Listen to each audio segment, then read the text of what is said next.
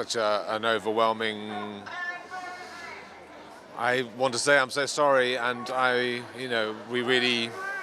we stand in solidarity with them, and we see their suffering. There are a lot of children, so many families, so many civilians being affected by this conflict, and it's heartbreaking to see.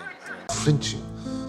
How could matters get any worse? What more could possibly go wrong? And then you come down to breakfast, you see the newspapers, and you realise they've done it again. Margaret's birthday is coming up. I mean, right now, the United Kingdom is...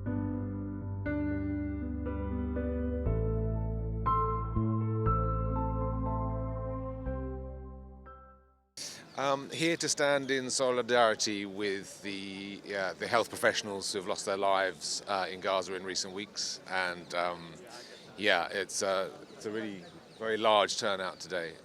But it's something that's very close to my heart. I've done some work in recent years for a charity called Medical Aid for Palestinians, and was in the West Bank in February. And I've sort of been supporting their work with the medical professionals in the occupied territories, and to see what's been happening to the sort of medical infrastructure and to medical professionals in recent weeks in Gaza as a result. Good afternoon, everyone. As a result of the conflict. Thank you so felt much important for to come coming today. out. Yeah. I mean, this march specifically is in support of healthcare workers, a lot of whom have lost their lives in the recent military action in Gaza, and that's obviously makes the sort of future for the Gazan communities very compromised, and also in the immediate, it means that they're struggling to provide any meaningful kind of medical support for civilians who are getting injured there. So it's very troubling what's happening. I mean, I think all these things are a personal decision. I think it is it's a very heated time politically, and there's a lot of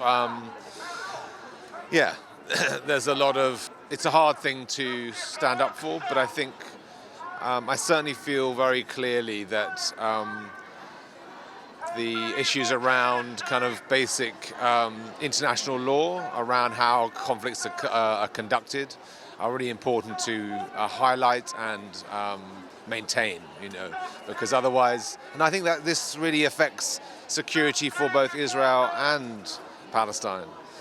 Ultimately at some point this conflict will have to be resolved, and we're looking for a long-term solution to this issue. And I think breaking international laws or bending those doesn't help anyone. I think it seems clear that in order to be able to try and move this very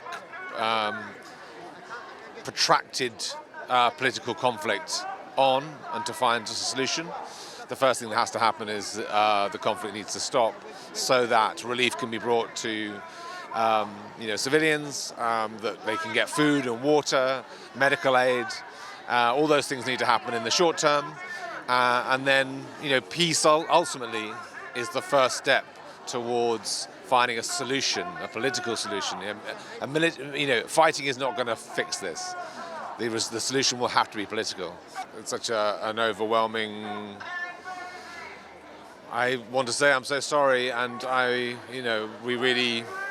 we stand in solidarity with them, and we see their suffering. There are a lot of children, so many families, so many civilians being affected by this conflict, and it's heartbreaking to see.